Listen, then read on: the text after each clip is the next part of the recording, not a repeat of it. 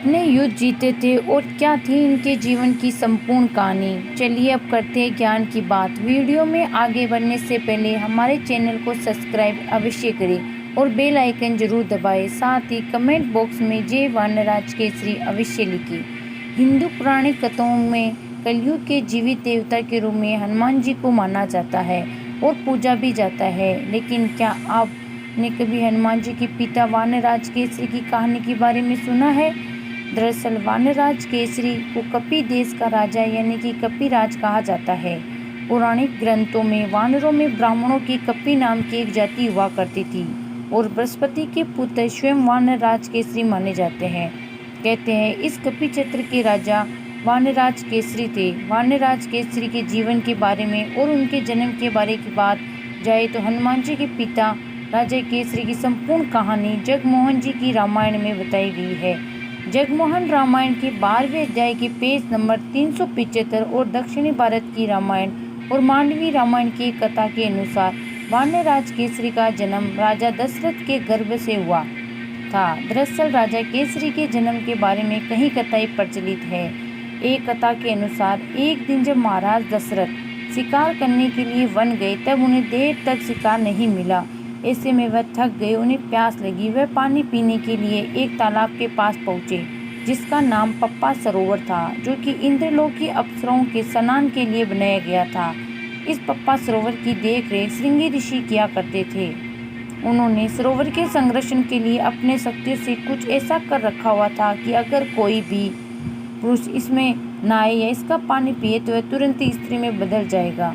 और अपनी प्यास के कारण राजा दशरथ ने जाकर जैसे ही उस सरोवर का पानी पिया वह तुरंत ही स्त्री रूप में बदल गए और अपने शुद्ध बुद्ध खो गए। उसी समय वहां पर कपि देश के राजा वासुकी गुजर रहे थे। उनकी नजर राजा दशरथ पर पड़ी, जो कि एक सुंदर अप्सराएं बन गए थे। कपिराज वासुकी उन पर मोहित हो जाते हैं और जब वह उनसे बात करने आए तो वह नारी के रूप में महाराज दशरथ से उन्हें बताते हैं कि वह अपनी याददाश्त भूल गई है और वह वन में गुम हो गई है। तो ऐसे में वानरों के राजा वासुकी उसे अपने साथ अपने कपि देश ले जाते हैं, उनकी शादी भी कर लेते हैं। इससे उन्हें वानराज केसरी का जन्म हुआ था।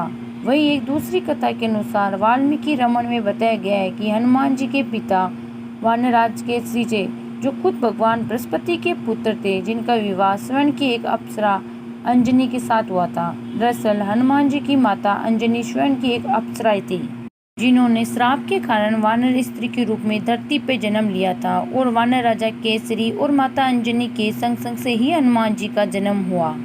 अगर ब्रह्मांड पुराण की बात की जाए तो इनके अनुसार वानराज केसरी एक बेहद ही शक्तिशाली वानर थे, जिन्होंने एक बार एक शक्तिशाली विशाल हाथी को मारा था, क्योंकि वह हाथी बिना किसी कारण ही साधु संतों को कष्ट पहुंचाया करता था और उनके आश्रम और यज्ञ का विध्वंस कर दिया करता था। केसरी जी ने उसी हाथी को मारकर साधु संतों के उसके आतंक से मुक्त करवाया था और इसी वजह से उनका नाम केसरी पड़ा था। वही कहते हैं कि केसरी जी की सेना ने खुद भगवान श्री राम की सेना के साथ मिलकर रावण के खिलाफ युद्ध किया था। जो वो एक महान योद्धा थे, जो एक बारी में 1 लाख से ज्यादा वानर सेना के साथ युद्ध कर सकते हैं। कहते हैं वो एक महान राजा और महान योद्धा थे, जो एक बार में 1 लाख से ज्यादा वानर सेना के साथ युद्ध कर सकते थे। उनकी पूंछ और उनकी भुजाओं में एक समान बल था, जिससे वह बड़े बड़े पत्थरों को उठाकर एक ही बार में फेंक दिया करते हैं। वानराज केसरी सिर्फ बलवान ही नहीं बल्कि उनके साथ साथ बुद्धिमान भी थे।